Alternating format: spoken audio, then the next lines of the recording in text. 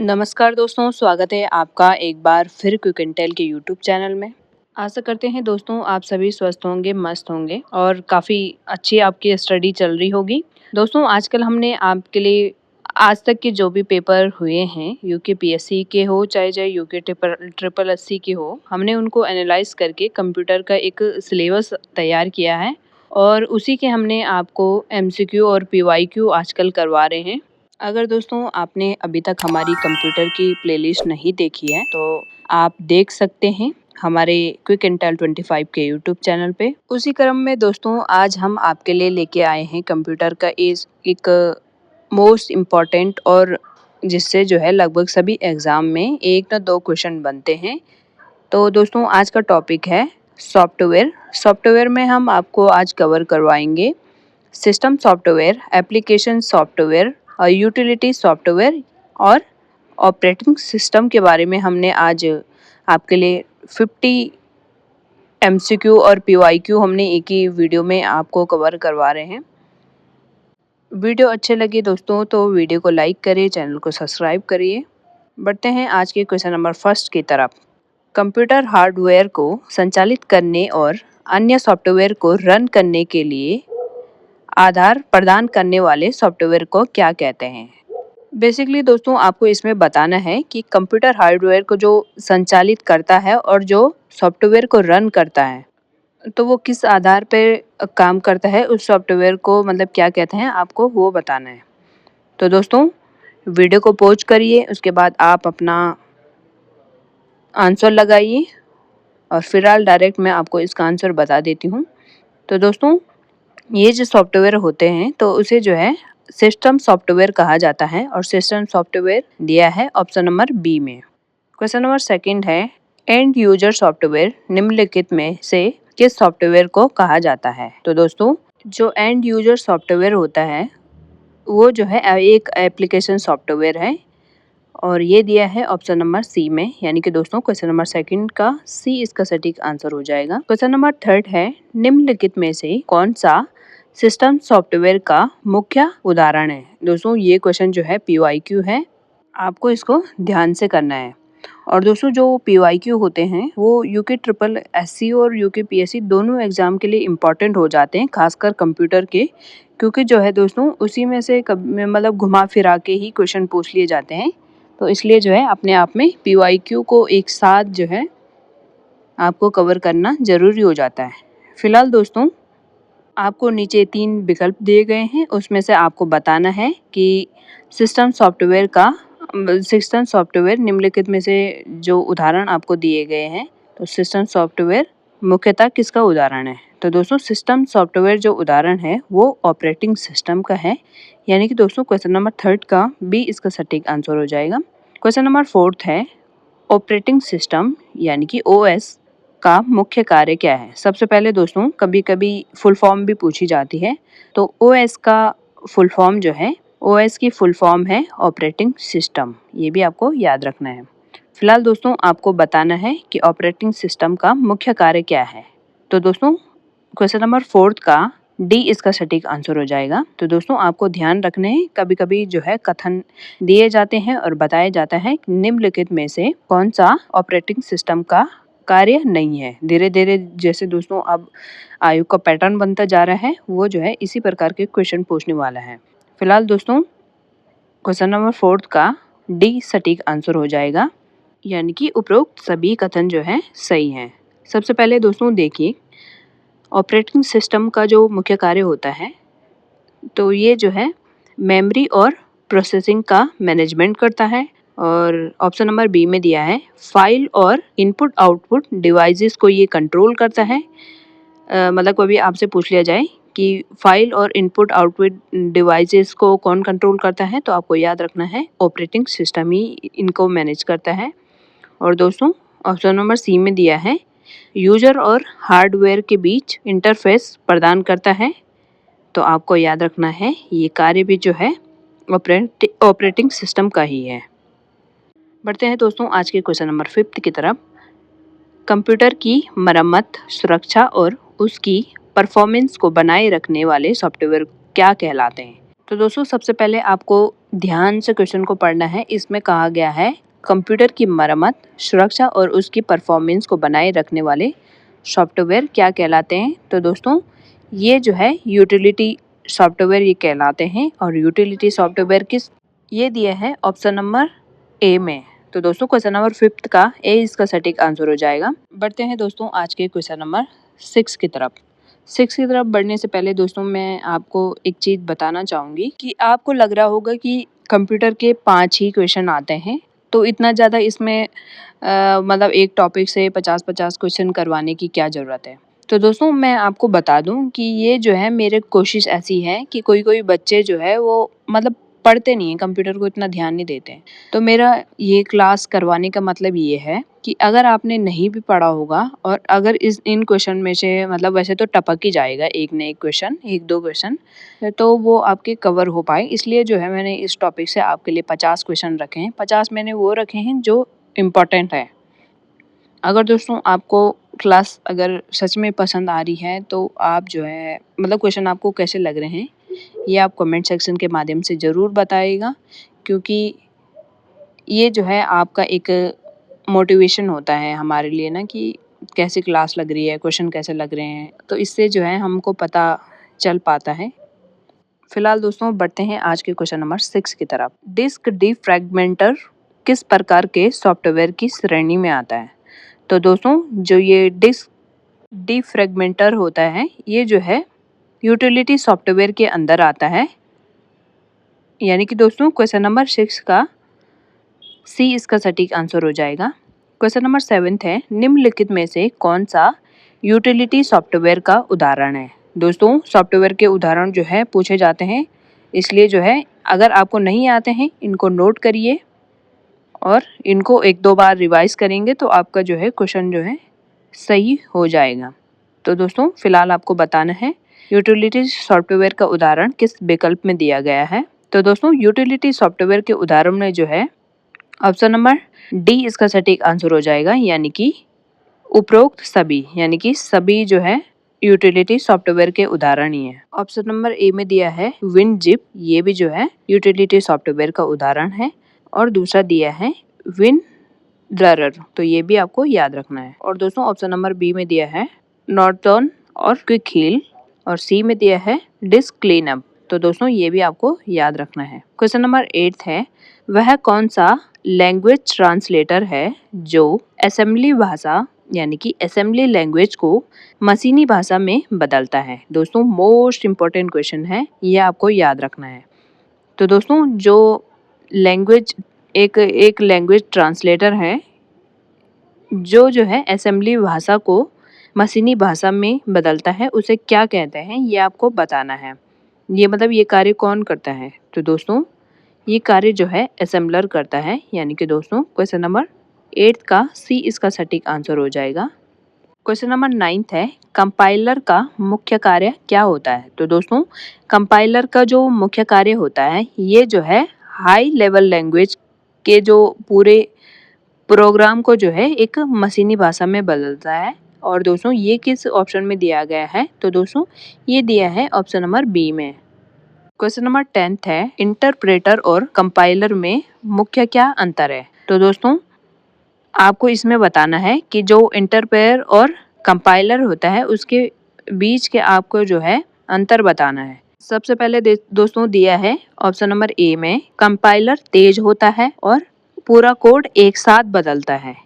सबसे पहले कंपाइलर की विशेषता क्या है, कंपाइलर जो है तेज होता है और पूरे कोड को एक साथ बदलता है। और ऑप्शन नंबर बी में दिया है interpreter line by line code को जो है चेक करता है और ट्रांसलेट करता है। यानी कि दोस्तों आप क्या समझे, कंपाइलर जो है तेज होता है और पूरे कोड को ही एक साथ बदलता है, और जो इंटरप्रेटर होता है ये जो है लाइन बाय लाइन कोड को चेक करता है और उसके बाद जो है ट्रांसलेट करता है। यानी कि दोस्तों ये जो इंटरप्रेटर है ये जो है कंपाइलर के मुकाबले में थोड़ा स्लो होता है। और दोस्तों ऑप्शन सी में दिया है कंपाइलर जो है ऑब्जेक्ट कोड का एक फाइल बनाता है, जबकि जो है जो इंटरप्रेटर होता है ये जो है ऑब्जेक्ट कोड को नहीं बनाता है। तो दोस्तों क्वेश्चन नंबर 10 में सभी विकल्प जो है एकदम सही है, यानी कि दोस्तों क्वेश्चन नंबर 10th का डी इसका सटीक आंसर हो जाएगा, उपरोक्त सभी। क्वेश्चन नंबर 11th है, विशिष्ट प्रकार के इनपुट आउटपुट डिवाइस जैसे प्रिंटर को कंप्यूटर से कम्युनिकेट कराने वाले विशेष सॉफ्टवेयर को क्या कहते हैं। दोस्तों हाईलाइट कर दीजिए, क्वेश्चन को डाउन मतलब नोट कर दीजिए, कभी ना कभी ये पूछा ही जाएगा। वैसे दोस्तों बेसिक क्वेश्चन है कि जो इनपुट आउटपुट डिवाइस होते हैं तो उनको जो है कंप्यूटर से कम्युनिकेट कराने वाले जो एक सॉफ्टवेयर होता है वो जो है डिवाइस ड्राइवर होता है, यानी कि दोस्तों क्वेश्चन नंबर 11 का ए इसका सटीक आंसर हो जाएगा। सबसे पहले आप समझो, जैसे हम कुछ चीज़ जो है कंप्यूटर पे करते हैं, जैसे हमने प्रिंट निकालना होगा तो उसकी कमांड जो है हम कंप्यूटर पे देते हैं, तो कंप्यूटर पे जो कमांड देते हैं तो वो प्रिंट जो है फिर उसके बाद इससे कैसे निकल पाता है, मतलब कैसे वो मतलब कम्युनिकेट कर पाता है प्रिंटर से। तो उसको कम्युनिकेट करवाने के लिए भी एक जो है सॉफ्टवेयर होता है, उसी को जो है डिवाइस ड्राइवर कहते हैं। बढ़ते हैं दोस्तों आज के क्वेश्चन नंबर 11th की तरफ, 12th की तरफ सॉरी। कंप्यूटर को ऑन करने पर सबसे पहले चलने वाला प्रोग्राम जो रोम में स्टोर होते हैं उसे क्या कहते हैं। सबसे पहले कौन सी मतलब जो प्रोग्राम चलता है जो रोम में स्टोर होता है उसे क्या कहते हैं, ये आपको बताना है। तो दोस्तों जो सबसे पहले कंप्यूटर पे जो ऑन होते ही जो प्रोग्राम चलता है और जो है रोम में स्टोर होता है उसे जो है बियोस कहते हैं। और बियोस की फुल फॉर्म जो है दोस्तों, एक किसी भी एग्जाम में मतलब एग्जैक्ट पता तो मतलब इतना याद तो नहीं है मुझे कि किस एग्जाम में इसकी फुल फॉर्म पूछी गई थी, पर पूछी गई थी। तो दोस्तों बियोस की फुल फॉर्म होती है basic input output system, B for basic, N for input, O for output, S for system. ये आपको याद रखना है। क्वेश्चन नंबर 12 का बी इसका सटीक आंसर हो जाएगा। क्वेश्चनों की संख्या ज़्यादा है इसलिए दोस्तों जो है मैं आपको ज़्यादा एक्सप्लेन नहीं कर पा रही हूँ क्योंकि उससे जो है वीडियो काफ़ी लंबी हो जाएगी। क्वेश्चन नंबर 13 है, बियोस द्वारा कंप्यूटर के सभी हार्डवेयर कंपोनेंट की जांच करने की प्रक्रिया को क्या कहते हैं। यानी कि दोस्तों आपको बताना है कि जो बियोस है तो वो जो है कंप्यूटर के सभी हार्डवेयर कंपोनेंट की जो जांच करता है तो उस प्रतिक्रिया को क्या कहते हैं। तो दोस्तों उस प्रतिक्रिया को जो है पोस्ट कहते हैं और पोस्ट की फुल फॉर्म है पावर ऑन सेल्फ टेस्ट। यानी कि दोस्तों क्वेश्चन नंबर 13 का बी इसका सटीक आंसर हो जाएगा। क्वेश्चन नंबर 14 है, कंप्यूटर को स्टार्ट या रीसेट करने की प्रक्रिया को क्या कहते हैं। तो दोस्तों ये जो है PYQ है। आप किसी भी एग्जाम अगर आप PYQ लगाते होंगे तो आप उसमें देख सकते हैं कि ये जो है कितनी बार UKPSC में पूछा गया है और कितनी बार UKSSC के एग्जाम में पूछा गया है। तो दोस्तों जब जो कंप्यूटर स्टार्ट या रीस्टार्ट होता है तो उस प्रक्रिया को जो है बूटिंग कहते हैं। यानी कि दोस्तों क्वेश्चन नंबर 14 का बी इसका सटीक आंसर हो जाएगा। बढ़ते हैं दोस्तों आज की क्वेश्चन नंबर 15 की तरफ। जब कंप्यूटर पहले से ही ऑन हो और उसे रीसेट किया जाए तो उस बूटिंग को क्या कहते हैं। दोस्तों आपको बताना है कि जब जो है कंप्यूटर पहले से ही ऑन हो और उसे जो है हम रीस्टार्ट करते हैं तो उस बूटिंग को क्या कहते हैं। तो दोस्तों उस बूटिंग को जो है वार्म बूटिंग कहते हैं। यानी कि दोस्तों क्वेश्चन नंबर 15 का बी इसका सटीक आंसर हो जाएगा। क्वेश्चन नंबर 16 है, पूरी तरह से बंद कंप्यूटर को पहली बार ऑन करने की प्रक्रिया को क्या कहते हैं। तो दोस्तों आपको इसमें बताना है कि पूरी तरह से जब कंप्यूटर बंद हो और अगर हम उसे स्टार्ट करें तो उस प्रक्रिया को क्या कहते हैं। तो दोस्तों उस प्रक्रिया को जो है कोल्ड बूटिंग कहते हैं। यानी कि दोस्तों क्वेश्चन नंबर 16 का बी इसका सटीक आंसर हो जाएगा। क्वेश्चन नंबर 17 है, निम्नलिखित में से कौन सा एक एप्लीकेशन सॉफ्टवेयर का उदाहरण नहीं है। सबसे पहले दोस्तों आपको नहीं है पे सर्कल कर देना है क्योंकि जो है दोस्तों हम जो है कभी कभी जल्दबाजी के चक्कर में गलती कर बैठते हैं कि हम जो है नहीं है को नोट ही नहीं करते हैं और डायरेक्ट जो है आंसर लगा देते हैं। तो ये इस प्रकार की गलती ना हो इसलिए जो है आपको पहले ही इसको सर्कल कर देना है, चाहे वो एग्जाम हॉल में हो चाहे कहीं भी हो। तो दोस्तों निम्न में से आपको बताना है कि एक जो है एप्लीकेशन सॉफ्टवेयर का उदाहरण नहीं है। तो दोस्तों MS वर्ड भी एप्लीकेशन सॉफ्टवेयर का ही उदाहरण है और दोस्तों ये VLC मीडिया प्लेयर ये भी जो है एप्लीकेशन सॉफ्टवेयर का ही उदाहरण है। और दोस्तों ऑप्शन नंबर सी में दिया है लिनक्स। तो दोस्तों लिनक्स जो है एक ऑपरेटिंग सिस्टम है, ना कि एप्लीकेशन सॉफ्टवेयर, तो ये आपको याद रखना है। और दोस्तों टैली टैली दिया है, टैली भी एक एप्लीकेशन सॉफ्टवेयर ही है। यानी कि दोस्तों निम्न में से कौन सा एक एप्लीकेशन सॉफ्टवेयर का उदाहरण नहीं है, वो है लिनक्स, और लिनक्स दिया है ऑप्शन नंबर सी में। क्वेश्चन नंबर 18 है, वेब पेज देखने के लिए इस्तेमाल होने वाले सॉफ्टवेयर जैसे क्रोम, फायरफॉक्स को किस श्रेणी में रखा जाता है? तो दोस्तों आपको बताना है कि जो वेब पेज देखने के लिए जो सॉफ्टवेयर जो यूज होते हैं, जैसे क्रोम होता है, फायरफॉक्स होता है, जैसे सफारी होता है, तो इन्हें जो है किस श्रेणी में रखा जाता है? तो दोस्तों इन्हें भी जो है एप्लीकेशन सॉफ्टवेयर की श्रेणी में ही रखा जाता है। यानी कि दोस्तों क्वेश्चन नंबर 18 का सी इसका सटीक आंसर हो जाएगा। क्वेश्चन नंबर 19 है, वह कौन सा सॉफ्टवेयर है जो सोर्स कोड को ऑब्जेक्ट कोड में बदलने के बाद विभिन्न मॉड्यूल्स को आपस में जोड़ता है? तो दोस्तों आपको बताना है कि जो नीचे सॉफ्टवेयर दिए गए हैं उसमें जो है एक सॉफ्टवेयर ऐसा है जो है सोर्स को ऑब्जेक्ट कोड में बदलने के बाद विभिन्न मॉड्यूल्स को आपस में जोड़ता है। तो दोस्तों ये जो है लिंकर सॉफ्टवेयर का मतलब लिंकर सॉफ्टवेयर ये काम करता है। यानी कि दोस्तों क्वेश्चन नंबर 19 का भी इसका सटीक आंसर हो जाएगा। क्वेश्चन नंबर 20 है, लिंकर द्वारा तैयार किए गए एग्जीक्यूटेबल प्रोग्राम को मुख्य मेमोरी यानी कि रैम यानी कि रैंडम एक्सेस मेमोरी में लोड करने का कार्य कौन करता है? तो दोस्तों ये काम जो है लोडर करता है। यानी कि दोस्तों क्वेश्चन नंबर 20 का भी इसका सटीक आंसर हो जाएगा। तो दोस्तों जो लिंकर होता है, लिंकर जो है सबसे पहले आपको याद रखना है कि ये एक सॉफ्टवेयर है और ये क्या करता है, ये जो है सोर्स कोड को ऑब्जेक्ट कोड में बदलने के बाद विभिन्न मॉड्यूल्स को आपस में जोड़ता है, यानी कि जोड़ने का काम करता है। और दोस्तों दूसरा आपको याद रखना है कि लिंकर द्वारा तैयार किए गए एग्जीक्यूटेबल प्रोग्राम को मुख्य मेमोरी में कौन लोड करने का कार्य करते हैं? तो दोस्तों नाम से ही आपको पता चल रहा हो, मतलब इसके कार्य से ही आपको पता चल रहा होगा कि लोड करने का कार्य, यानी कि लोडर ही इसे कहते हैं। यानी कि दोस्तों क्वेश्चन नंबर 20 का भी इसका सटीक आंसर हो जाएगा।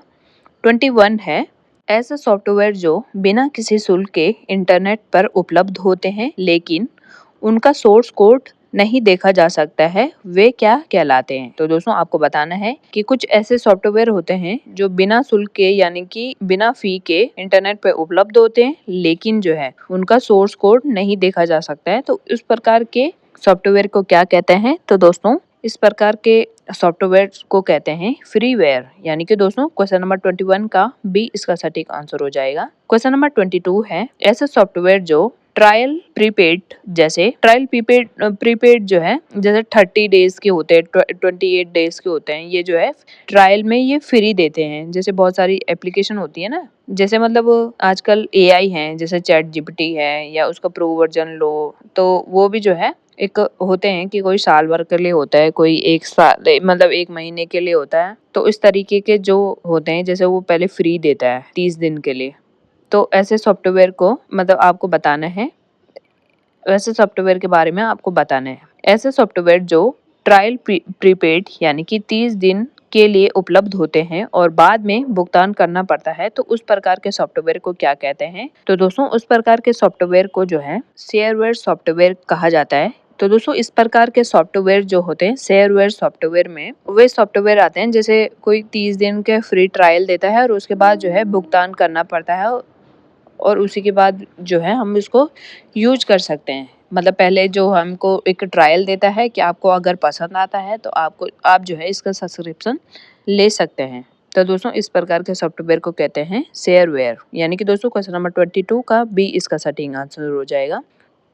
क्वेश्चन नंबर 23 है, लिनक्स और एंड्रॉयड किस प्रकार के सॉफ्टवेयर के उदाहरण हैं? तो दोस्तों अगर आपने ट्रिपल सी करा होगा तो उसमें जो है लिनक्स वगैरह ये सब ज़्यादा पूछे जाते हैं, तो आपने कहीं ना कहीं पढ़ा होगा। तो दोस्तों लिनक्स और एंड्रॉयड आपको इसमें बताना है कि ये किस प्रकार के सॉफ्टवेयर का उदाहरण है। तो दोस्तों जो ये लिनक्स और एंड्रॉयड होते हैं ये जो है ओपन सोर्स सॉफ्टवेयर के उदाहरण है, यानी कि दोस्तों क्वेश्चन नंबर 23 का बी इसका सटीक आंसर हो जाएगा। क्वेश्चन नंबर 24 है रोम यानी कि read only memory. Basic question है, कभी पूछा जा सकता है कि रोम की फुल फॉर्म क्या है, रैम की फुल फॉर्म क्या है। मतलब कभी कभी स्किप हो जाता है और कभी कभी हम ऑप्शन ही गलत लगा देते हैं, जैसे बेसिक क्वेश्चन होता है ना। तो आपको याद रखना है कि रोम की फुल फॉर्म क्या है। तो रोम की फुल फॉर्म है रीड ओनली मेमोरी, यानी कि इसमें जो है हम सिर्फ पढ़ सकते हैं, इसको कुछ भी चेंज नहीं कर सकते हैं, इस प्रकार की ये मेमोरी होती है। तो दोस्तों क्वेश्चन में दिया है कि रोम में स्थायी रूप से स्टोर किए गए प्रोग्राम को क्या कहते हैं। तो दोस्तों जो रोम में स्थायी रूप से स्टोर किए गए प्रोग्राम है उसे जो है फर्मवेयर प्रोग्राम कहते हैं। और दोस्तों फर्मवेयर दिया है ऑप्शन नंबर बी में। क्वेश्चन नंबर 25 है निम्नलिखित में से कौन सा एक ऑपरेटिंग सिस्टम का उदाहरण नहीं है। तो दोस्तों नीचे 4 विकल्प आपको दिए गए हैं और आपको बताना है कि निम्न में से एक सॉफ्टवेयर का उदाहरण नहीं है। तो दोस्तों निम्न में से जो डेटाबेस ओएस ऑपरेटिंग सिस्टम है, ये जो है ऑपरेटिंग सिस्टम का उदाहरण नहीं है, यानी कि दोस्तों ये जो है एक मतलब ऑपरेटिंग सिस्टम ही नहीं है, ये डेटाबेस ओएस जो होता है ना। यानी कि दोस्तों क्वेश्चन नंबर 25 का सी इसका सटीक आंसर हो जाएगा। और दोस्तों जो बाकी 3 दिए गए हैं ये जो है ऑपरेटिंग सिस्टम के ही उदाहरण है, जिसमें पहला है बैच ऑपरेटिंग सिस्टम और दूसरा है रियल टाइम ऑपरेटिंग सिस्टम और तीसरा है distribute operating system. Question number 26 है किस ऑपरेटिंग सिस्टम में यूजर और कंप्यूटर के बीच सीधा संवाद यानी कि डायरेक्ट इंटरेक्शन नहीं होता है। दोस्तों आप सोच रहे होंगे कि मैंने अगर इंग्लिश में भी पढ़ा रही हूँ तो फिर भी ऑपरेटिंग सिस्टम ही बोल रही हूँ, अगर हिंदी में भी है तो ऑपरेटिंग सिस्टम ही बोल रही हूँ। तो दोस्तों इसी प्रकार के क्वेश्चन जो है पूछे जाते हैं, मतलब लैंग्वेज ही यही होती है, इसलिए जो है मैंने आपको थोड़ा समझने के लिए थोड़ा हिंदी रख रही हूँ और थोड़ा इंग्लिश रख रही हूँ, ताकि आपको जिस भी प्रकार के क्वेश्चन बने आपके जो है एकदम रेडी रहे। तो दोस्तों फिलहाल आपको बताना है कि निम्न में से एक ऑपरेटिंग सिस्टम में यूजर और कंप्यूटर के बीच डायरेक्ट इंटरेक्शन नहीं होता, मतलब किससे नहीं होता है। तो दोस्तों डायरेक्ट इंटरेक्शन जो है बैच प्रोसेसिंग ऑपरेटिंग सिस्टम से नहीं होता है, यानी कि दोस्तों क्वेश्चन नंबर 26 का बी सटीक आंसर हो जाएगा। और दोस्तों उसके अलावा आपको याद रखना है कि यूजर और कंप्यूटर के बीच direct interaction time sharing operating system और रियल टाइम ऑपरेटिंग सिस्टम और नेटवर्क ऑपरेटिंग सिस्टम, इन तीनों से होता है। ये भी आपको साथ साथ में याद रखते हुए चलना है। क्वेश्चन नंबर 27 है बैच प्रोसेसिंग ऑपरेटिंग सिस्टम का मुख्य उदाहरण निम्न में से क्या है। दोस्तों आपको बताना है कि बैच प्रोसेसिंग ऑपरेटिंग सिस्टम का एक मुख्य उदाहरण आपको इसमें से बताना है। तो दोस्तों जो बैच प्रोसेसिंग ऑपरेटिंग सिस्टम जो है ये जो है बैंक का पेरोल और बिलिंग सिस्टम है, यानी कि दोस्तों क्वेश्चन नंबर 27 का ए इसका सटीक आंसर हो जाएगा।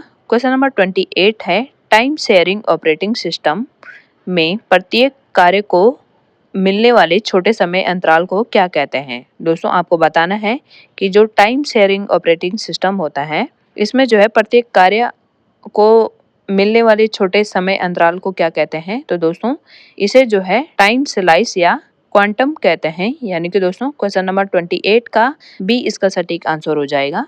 क्वेश्चन नंबर 29 है एक ही समय पर एक से अधिक कार्यों यानी कि टास्क को निष्पादित करने वाले ऑपरेटिंग सिस्टम को क्या कहते हैं। दोस्तों ये PYQ है, आपको इसको ध्यान से करना है।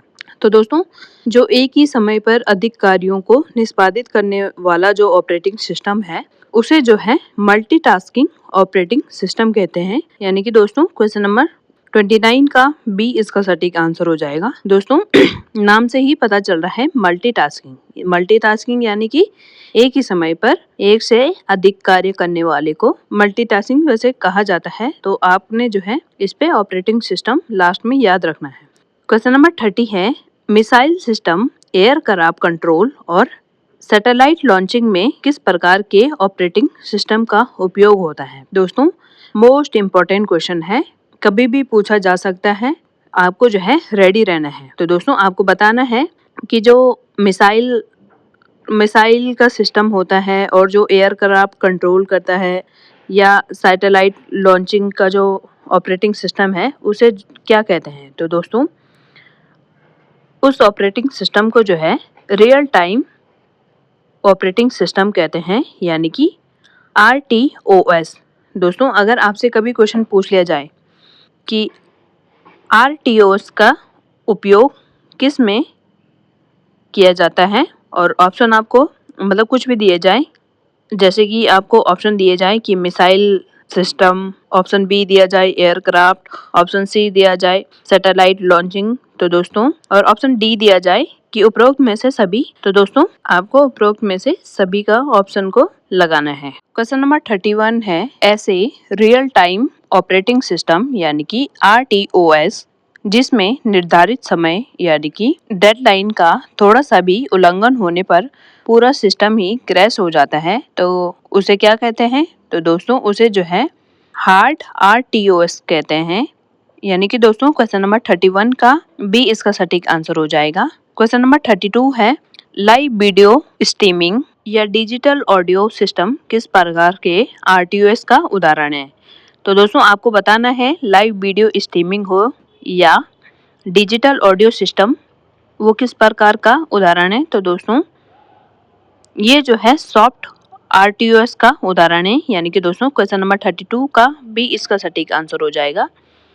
क्वेश्चन नंबर 33 है, डिस्ट्रीब्यूटेड ऑपरेटिंग सिस्टम की मुख्य विशेषता क्या है? तो दोस्तों आपको बताना है कि जो डिस्ट्रीब्यूटेड ऑपरेटिंग सिस्टम है उसकी मुख्य विशेषता क्या है? तो दोस्तों इसकी मुख्य विशेषता है कि इसमें जो है अलग अलग लोकेशन पर स्थित कंप्यूटर नेटवर्क से जुड़कर जो है काम करते हैं, यानी कि दोस्तों क्वेश्चन नंबर 33 का बी इसका सटीक आंसर हो जाएगा। क्वेश्चन नंबर 34 है, वह कौन सा ऑपरेटिंग सिस्टम है जो एक केंद्रीय सर्वर यानी कि सेंट्रल सर्वर पर चलता है और डेटा, यूजर्स और सुरक्षा का प्रबंधन करता है? तो दोस्तों इस प्रकार के ऑपरेटिंग सिस्टम को जो है नेटवर्क ऑपरेटिंग सिस्टम कहते हैं, यानी कि दोस्तों क्वेश्चन नंबर 34 का बी इसका सटीक आंसर हो जाएगा। क्वेश्चन नंबर 35 है, निम्न में से कौन सा एक नेटवर्क ऑपरेटिंग सिस्टम का उदाहरण है? तो दोस्तों जो विंडोज सर्वर है ये जो है एक नेटवर्क ऑपरेटिंग सिस्टम का उदाहरण है, यानी कि दोस्तों क्वेश्चन नंबर 35 का बी इसका सटीक आंसर हो जाएगा। क्वेश्चन नंबर 36 है, मोबाइल फोन और टैबलेट में इस्तेमाल होने वाला मुख्य ऑपरेटिंग सिस्टम कौन सा है? दोस्तों ये जो है POIQ है। POIQ को आपको ध्यान से एकदम जो है याद रखना है और ये जो है बेसिकली वैसे पता भी होना चाहिए कि जो मोबाइल और टैबलेट होते हैं उसमें जो उपयोग होने वाला मुख्य ऑपरेटिंग सिस्टम है वो जो है एम्बेडेड ऑपरेटिंग सिस्टम है, यानी कि दोस्तों क्वेश्चन नंबर 36 का ए इसका सटीक आंसर हो जाएगा। और दोस्तों जो एम्बेडेड ऑपरेटिंग सिस्टम है उसके जो है उदाहरण जो है आपको जैसे एंड्रॉइड हो गया, जैसे iOS हो गया, ये जो है एम्बेडेड ऑपरेटिंग सिस्टम का उदाहरण है। जैसे आपने देखा होगा या तो फ़ोन जो है एंड्रॉइड होते हैं या iOS होते हैं, जैसे मैकबुक ऐसे ऐसे जो भी होते हैं, तो वो जो है एम्बेडेड ऑपरेटिंग सिस्टम पर कार्य करते हैं। क्वेश्चन नंबर 37 है, MS डॉट किस प्रकार के ऑपरेटिंग सिस्टम का उदाहरण है? तो दोस्तों MS डॉट जो है character command line user interface का उदाहरण है, यानी कि दोस्तों क्वेश्चन नंबर 37 का बी इसका सटीक आंसर हो जाएगा। क्वेश्चन नंबर 38 है, विंडोज और मैक OS किस प्रकार के यूजर इंटरफेस पर आधारित है? तो दोस्तों जो विंडोज और मैक OS है, मैक OS जो है एप्पल का है, तो ये भी आपको याद रखना है।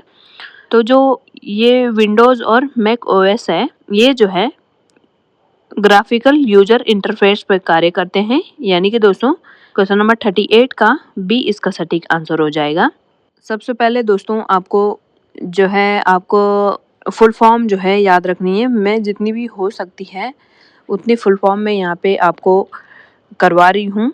आपको जो है अगर आपको मालूम नहीं है, अगर आप इनको एक दो बार लिखोगे तो आपके कहीं ना कहीं सबकॉन्शियस माइंड में ये जो है फिट हो जाएंगी और आपका जो है क्वेश्चन सही हो जाएगा। क्वेश्चन नंबर 39 है, OS के अंतर्गत वह कौन सा मुख्य भाग है जो कंप्यूटर के हार्डवेयर से सीधे इंटरेक्शन करता है और कोर फंक्शंस को संभालता है। तो दोस्तों ये जो है खान करता है, यानी कि दोस्तों क्वेश्चन नंबर 29 का बी इसका सटीक आंसर हो जाएगा। क्वेश्चन नंबर 40 है, ऑपरेटिंग सिस्टम के अंतर्गत वह कौन सा भाग है जो यूजर को कमांड लेता है और उसे इंटरप्रेट करता है, यानी कि यूजर इंटरफेस प्रदान करता है। तो दोस्तों ये जो है शेल है और सेल दिया है ऑप्शन नंबर बी में, यानी कि दोस्तों क्वेश्चन नंबर 40 का बी इसका सटीक आंसर हो जाएगा। क्वेश्चन नंबर 41 है, हार्ड डिस्क पर फाइलों को व्यवस्थित करने, नाम देने और उन्हें स्टोर करने की विधि को क्या कहते हैं। तो दोस्तों आपको बताना है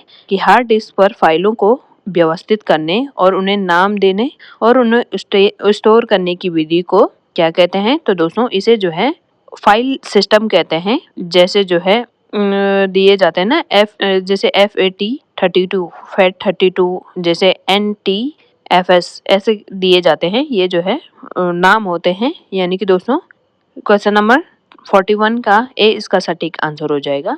क्वेश्चन नंबर 42 है, विंडोज ऑपरेटिंग सिस्टम में मुख्य रूप से किस फाइल सिस्टम का उपयोग किया जाता है। तो दोस्तों विंडोज ऑपरेटिंग सिस्टम में मुख्य रूप से जो है जिस फाइल सिस्टम का उपयोग किया जाता है उसे जो है NTFS यानी कि न्यू टेक्नोलॉजी फाइल सिस्टम कहा जाता है।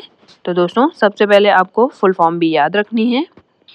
क्वेश्चन नंबर 43 है, यदि आप एक ही कंप्यूटर पर एक साथ गाना सुन रहे हैं और वर्ड डॉक्यूमेंट पर टाइपिंग भी कर रहे हैं तो OS की क्षमता क्या कहलाती है। OS यानी कि ऑपरेटिंग सिस्टम की क्षमता क्या कहलाती है। तो दोस्तों जब जो है हम एक से अधिक काम कंप्यूटर पर करते हैं तो उस टाइम की जो प्रोसेसिंग होती है उसे जो है मल्टीटास्किंग कहा जाता है। यानी कि दोस्तों क्वेश्चन नंबर 34 का बी इसका सटीक आंसर हो जाएगा। क्वेश्चन नंबर 44 है, जब एक ही कंप्यूटर सिस्टम में दो या दो से अधिक CPU एक साथ मिलकर काम करते हैं तो उसे क्या कहा जाता है। तो दोस्तों इस प्रकार की जो प्रोसेसिंग होती है उसे जो है मल्टी प्रोसेसिंग कहा जाता है। यदि दोस्तों अगर आपसे पूछा जाए कि मल्टी प्रोसेसिंग का उदाहरण जो है क्या हो सकता है, तो आपको याद रखना है जब जो है एक ही कंप्यूटर सिस्टम दो या दो से अधिक CPU यानी कि प्रोसेसर एक साथ काम करते हैं तो उसे जो है मल्टी प्रोसेसिंग कहा जाता है। ये भी आपको याद रखना है। क्वेश्चन नंबर 45 है, जब कोई प्रोग्राम रनिंग स्टेट में होता है तो उसे ऑपरेटिंग सिस्टम की भाषा में क्या कहते हैं। तो दोस्तों आपको बताना है कि जब भी कोई प्रोग्राम जो है रनिंग स्टेट में होता है तो उसे जो है OS की भाषा में प्रोसेसिंग कहते हैं। जैसे कहते हैं ना प्रगति पे है, ऐसे हिंदी में आता है। यानी कि दोस्तों क्वेश्चन नंबर 45 का बी इसका सटीक आंसर हो जाएगा। दोस्तों बिल्कुल भी क्वेश्चन को स्किप मत कीजिएगा, मतलब वीडियो को स्किप मत कीजिएगा, क्योंकि ये जो है क्वेश्चन आपके लिए इम्पोर्टेंट है। अगर आप जो है एक दो बार इनका रिवीजन करते हैं, पढ़ते हैं, तो आपका जो है यहाँ से क्वेश्चन जो है एक भी गलत नहीं होगा। और दोस्तों अगर आपको क्वेश्चन पसंद आते हैं तो वीडियो को लाइक करिए और चैनल को सब्सक्राइब करना ना भूलिएगा, क्योंकि दोस्तों जिस प्रकार से इस पे मतलब व्यूज़ आते हैं तो उस प्रकार से आपके लाइक कमेंट कुछ भी नहीं आ पाते हैं, तो इससे जो है थोड़ा बुरा लगता है। जब जो है आपके लिए इतनी मेहनत कर रहे हैं या मतलब फ्री में ही आपको ये चीज़ें दे रहे हैं तो उसके बदले भी आपको थोड़ा सा मतलब करना चाहिए, बाकी आपकी मर्जी। क्वेश्चन नंबर 46 है, कंप्यूटर को हैकर्स, मेलवेयर और अनाधिकृत नेटवर्क एक्सेस से बचाने के लिए ऑपरेटिंग सिस्टम में किस टूल का उपयोग किया जाता है। तो दोस्तों जैसे कंप्यूटर को हैकर से या मेलवेयर या मतलब किसी भी वायरस से बचाने के लिए जो है फायरवॉल का प्रयोग किया जाता है। यानी कि दोस्तों क्वेश्चन नंबर 46 का बी इसका सटीक आंसर हो जाएगा। क्वेश्चन नंबर 47 है, कंप्यूटर में द्वेषपूर्ण या नुकसानदेह सॉफ्टवेयर जैसे वायरस, वर्म, ट्रोजन हॉर्स को सामूहिक रूप से क्या कहा जाता है। तो दोस्तों आपसे पूछ रहा है जैसे जो है कंप्यूटर पे दोषपूर्ण या नुकसानदेह सॉफ्टवेयर जैसे वायरस या वर्म या ट्रोजन हॉर्स, इन्हें जो है सामूहिक रूप से क्या कहते हैं। तो दोस्तों इस प्रकार के जो नुकसानदेह सॉफ्टवेयर हैं उन्हें जो है मालवेयर कहा जाता है। यानी कि दोस्तों क्वेश्चन नंबर 47 का बी ए इसका सटीक आंसर हो जाएगा। क्वेश्चन नंबर 48 है, एप्पल के लैपटॉप और डेस्कटॉप कंप्यूटरों में कौन सा ऑपरेटिंग सिस्टम इनबिल्ट आता है? तो दोस्तों जो एप्पल के लैपटॉप और डेस्कटॉप कंप्यूटर होते हैं उनमें जो है जो सॉफ्टवेयर इनबिल्ट आता है उसे जो है मैक ओएस कहा जाता है। यानी कि दोस्तों क्वेश्चन नंबर 48 का बी इसका सटीक आंसर हो जाएगा। क्वेश्चन नंबर 49 है, ऑपरेटिंग सिस्टम में वर्चुअल मेमोरी का मुख्य उद्देश्य क्या है? तो दोस्तों ऑपरेटिंग सिस्टम में जो वर्चुअल मेमोरी होती है उसका जो है मुख्य उद्देश्य है जैसे रैम की क्षमता को बढ़ाने के लिए हार्ड डिस्क के कुछ स्पेस का उपयोग करना मतलब ये इसका मेनली काम होता है। यानी कि दोस्तों क्वेश्चन नंबर 49 का ए इसका सटीक आंसर हो जाएगा। आज का क्वेश्चन नंबर 50 है, निम्न में से कौन सा एक प्रोप्रायरिटी यानी कि इसे जो है मालिकाना हक वाला यानी कि पेड सॉफ्टवेयर कहते हैं? तो दोस्तों जो एमएस ऑफिस और जो माइक्रोसॉफ्ट विंडोज होते हैं उसे जो है एक मालिकाना हक वाले या पेड सॉफ्टवेयर के अंतर्गत ये आता है। यानी कि दोस्तों क्वेश्चन नंबर 50 का बी इसका सटीक आंसर हो जाएगा। तो दोस्तों आपको क्वेश्चन कैसे लगे हैं आप कमेंट सेक्शन के माध्यम से जरूर बताइएगा। मिलते हैं नेक्स्ट वीडियो में नेक्स्ट टॉपिक के साथ, तब तक के लिए धन्यवाद। और दोस्तों मोस्ट इम्पॉर्टेंट चीज मैं आपको बताना भूल गई कि आपको जो है अगर आपको इन क्वेश्चन की प्रैक्टिस करनी है तो आप जुड़ सकते हैं क्विक इंटेल 25 के यूट्यूब मतलब टेलीग्राम चैनल से, जहाँ पर जो है हम आपको पहले पीडीएफ प्रोवाइड करते हैं और उसके बाद जो है ये एक वीडियो सॉल्यूशन हम आपको देते हैं ताकि आपके जो है बहुत सारी चीज़ें आपको मतलब 2-3 बार आपका रिवीजन हो जाए और आपको ये सब चीज़ें याद हो जाएं। मिलते हैं दोस्तों नेक्स्ट वीडियो में नेक्स्ट टॉपिक के साथ, तब तक के लिए धन्यवाद। जय हिंद, जय भारत, जय उत्तराखंड।